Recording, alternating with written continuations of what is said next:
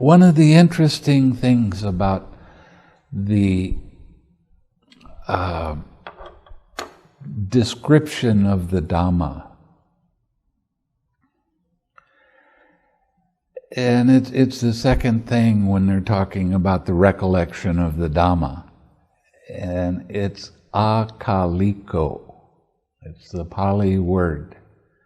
And akaliko means immediately effective. The Dhamma is immediately effective. When I was practicing straight vipassana, it was anything but immediate. It didn't work. Not in that way. When you use the 6 R's, you're seeing it be immediately effective right then. You recognize your mind is distracted, you let it be. And don't keep your attention on it. And then relax. So right there, it's immediately effective because you've let go of the craving. And then you point your mind to some wholesome state, smile, and then come back to your object of meditation. It is immediately effective.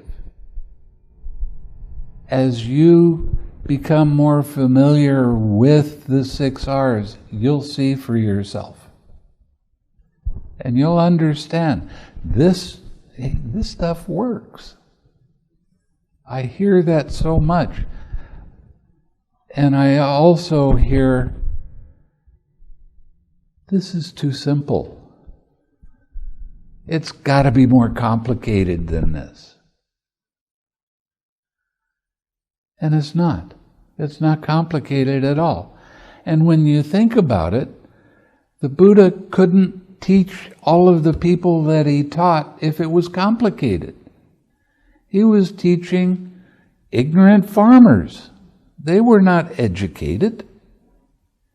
They had to have something that worked fast and worked well. And that's another thing that happened with the straight vipassana. It did not work fast, and sometimes it worked well, and sometimes it didn't. I have friends that have been practicing straight vipassana for 30 and 40 years, and they hit a wall, and they don't go any further. And they start going, well, I don't know if I want to do this anymore. Or they'll just do one retreat a year and say, okay, that's my spiritual practice. The thing with this particular kind of practice is it's all the time practice. Do you have hindrances arise in your daily life? Well, of course you do. Isn't it good to have some way of letting go of that? See, the craving is the very beginning of the false belief in a personal self. It becomes real apparent with the clinging, but it starts with craving. Craving is the I like it if it's a pleasant feeling, I don't like it if it's a painful feeling, but it's still I.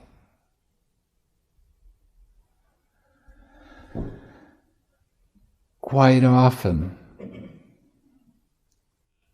you hear Dhamma talks, and they sometimes, I know the Zen, they talk about the 3 poisons.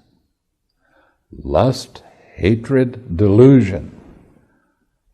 What is lust, hatred, and delusion? I like it, I don't like it, this is me, this is mine. That's what delusion is craving. So that when you hear about lust, hatred, and delusion, you're actually hearing that this is another way of describing craving.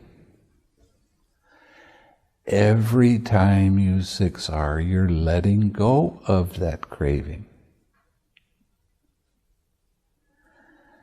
You're purifying your mind.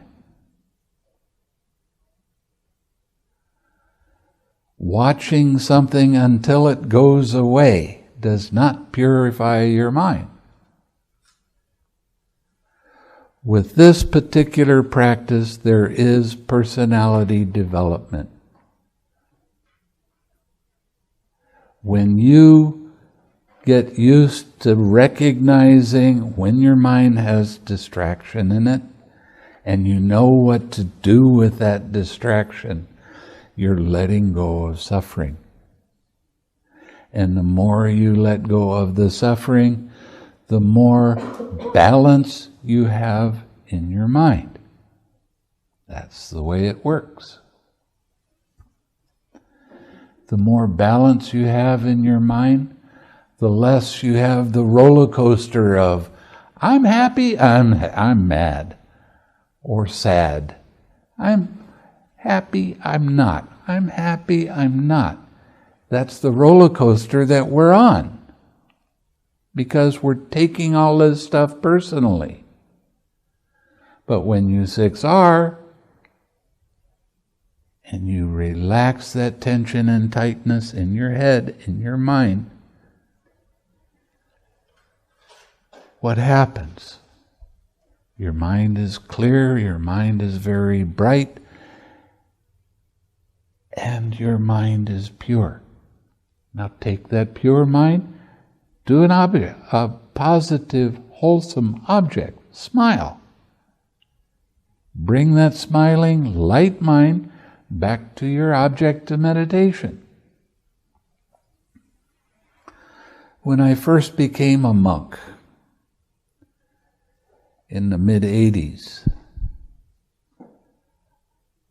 I was in Thailand and I was talking with monks, and they said, well, come and practice meditation with us. It'll only take you about 15 years to get into a jhana. 15 years? Is this immediately effective? And then I got to talking to some Sri Lankan monks, and they laughed. They said, oh, come and practice with us in Sri Lanka. It'll only take 10 years. 10 years?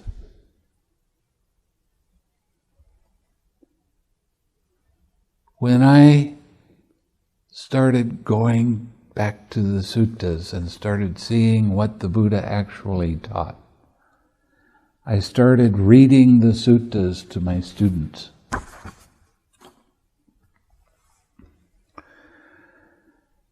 And by the second day, they were experiencing the first jhana. 2 years, 10 years, 15 years. What's the difference with that practice?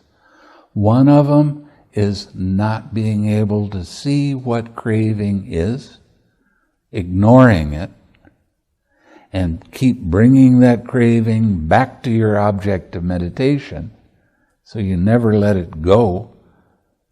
And the other one is really purifying your mind.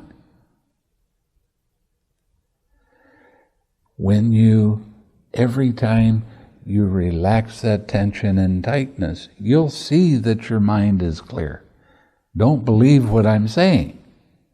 You'll see it for yourself. And you'll go, yeah, I starting to really believe this stuff, because it's not blind belief. You're showing yourself. You're teaching yourself how to recognize a disturbance or distraction and how to let it go. Every time you relax, every time you let go of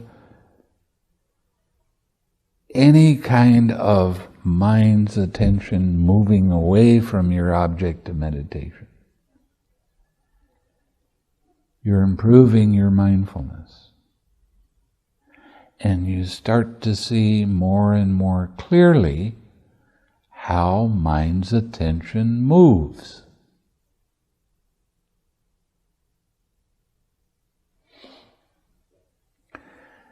And then you start getting more used to having the 6 R's, and anytime you see that your mind's thinking about this or that, and you 6 R,